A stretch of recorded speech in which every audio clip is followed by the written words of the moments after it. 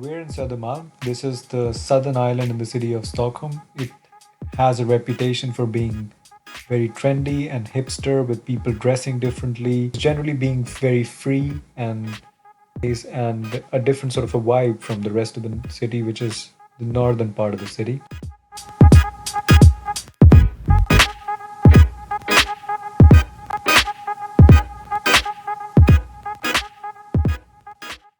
So we're walking on the street which is called Götgatan, and on one of the by lanes there's a record shop, which is what our destination for the day is. See you there.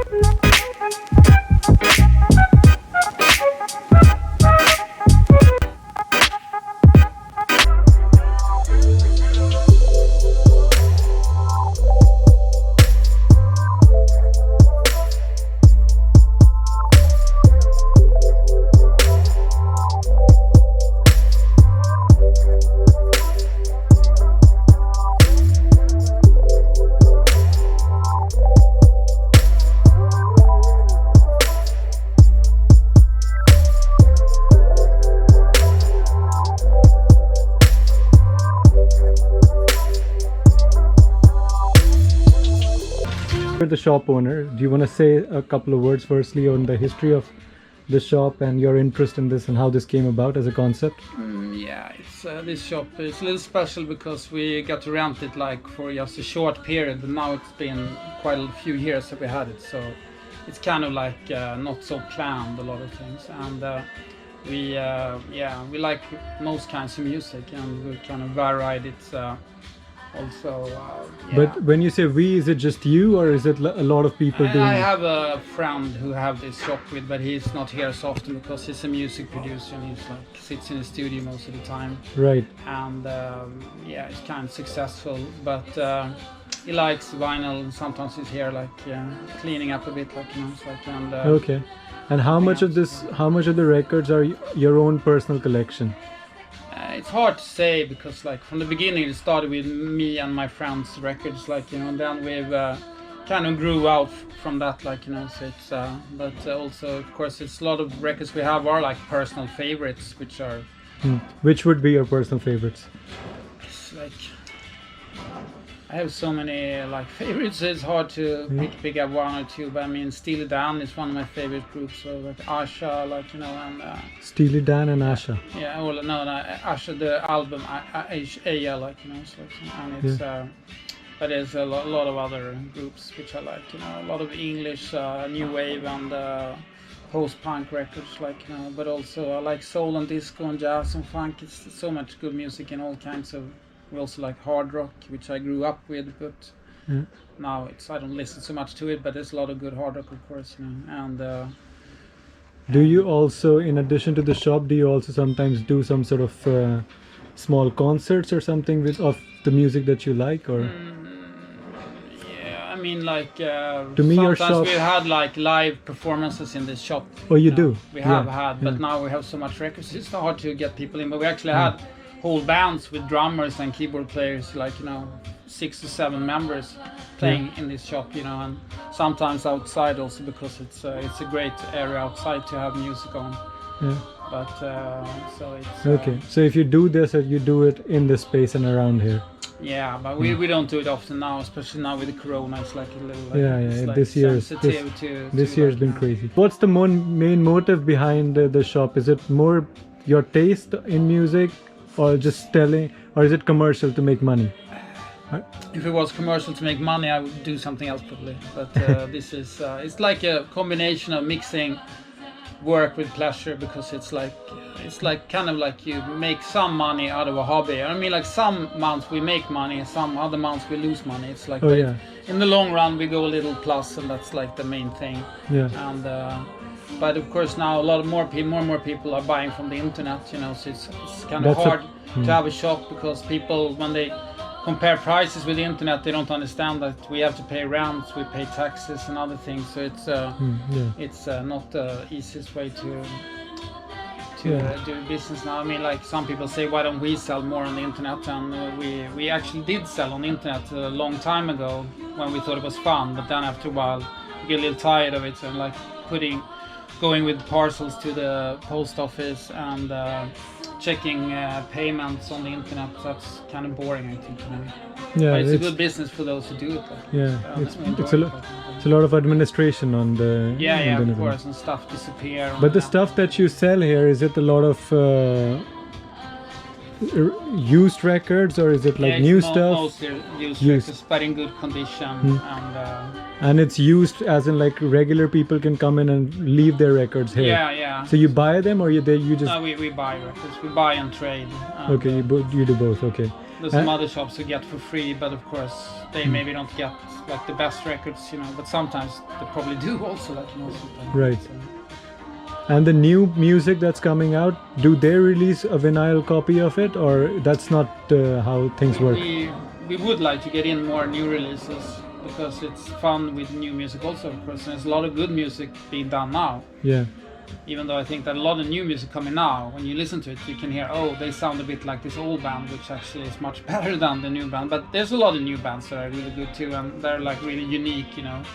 But it's hard to get in new releases because some of them are limited edition and they make, very few copies. So people who buy them, they really keep them. And sometimes they make so few copies, so it's people who own them who want to sell them. They sell them on the internet, on eBay, and they get very expensive sometimes, you know. But some new releases are quite cheap. And then but we often send, if people ask for new records, we send them to like, you know, there's some shops close to here that have new records, both like alternative and more like commercial. But new artists do release their, or I don't know, how does it work? It's probably the label company which will release a vinyl. A lot of like the labels now are owned by artists, so it's like it's often the artists themselves who decide what they want to release on. And a lot of people, they want to have it on the internet and they want to have it on vinyl. Okay, both of them. Sometimes CDs not so important, but the good thing with CD for a lot of artists is that it's easy to sell on concerts because it doesn't take so much space, and people can just come and pick it up. Vinyl sometimes, you know, if you go to a concert and then I want to buy these vinyls, and you buy them and then you go out afterwards partying and then you forget them at the club or pub or wherever you go, like, you know, or they get destroyed, somebody's sitting on them, like, you know.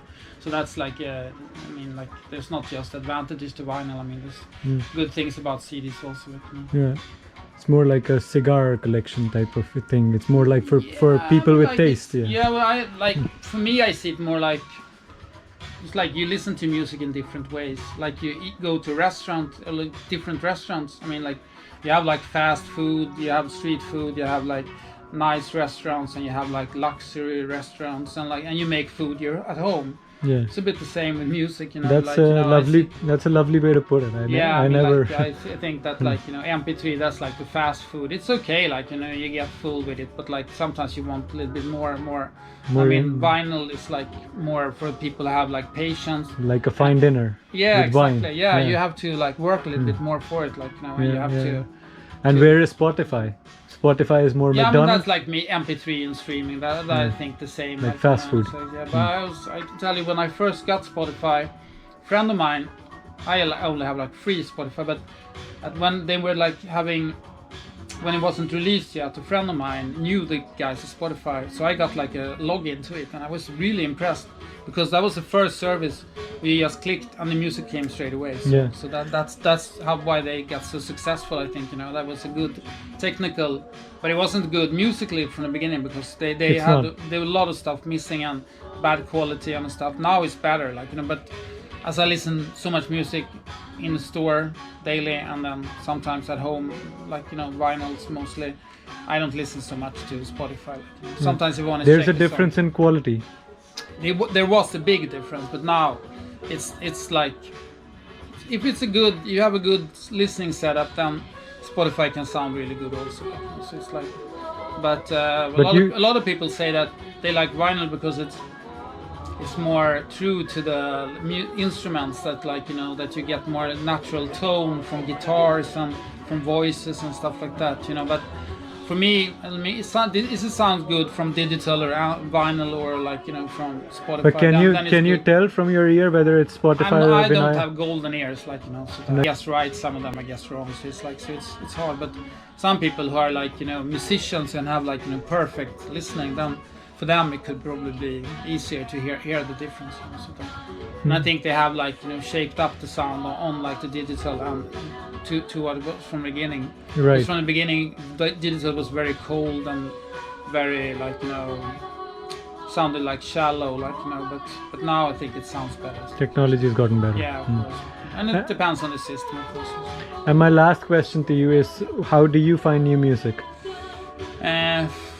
Actually, a lot through like YouTube, actually. So Okay, like that. All right. But in and around Stockholm, are there good places to find?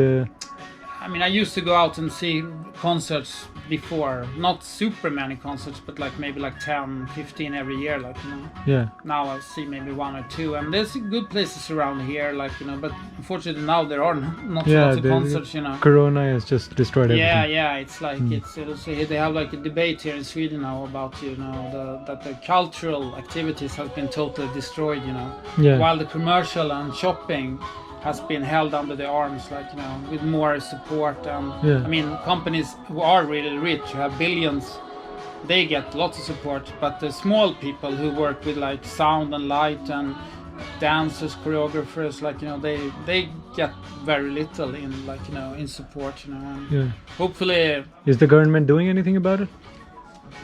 They said they're gonna give like 1 billion crowns to the culture. And some of that goes to the right people, I think, but some other doesn't, And I think 1 billion sounds like a lot, but it's not so much compared to how much all of these activities would get in normally. Yeah. And but I hope that probably a lot of people see this year as a lost year. Next year will be a good year. I think it could be better because a lot of people, I really miss going to concert. I really miss going to theater, to dance, to like clubs. So we hope this fucking Corona will stay away next year. Like, On that note, I'll just wrap this up.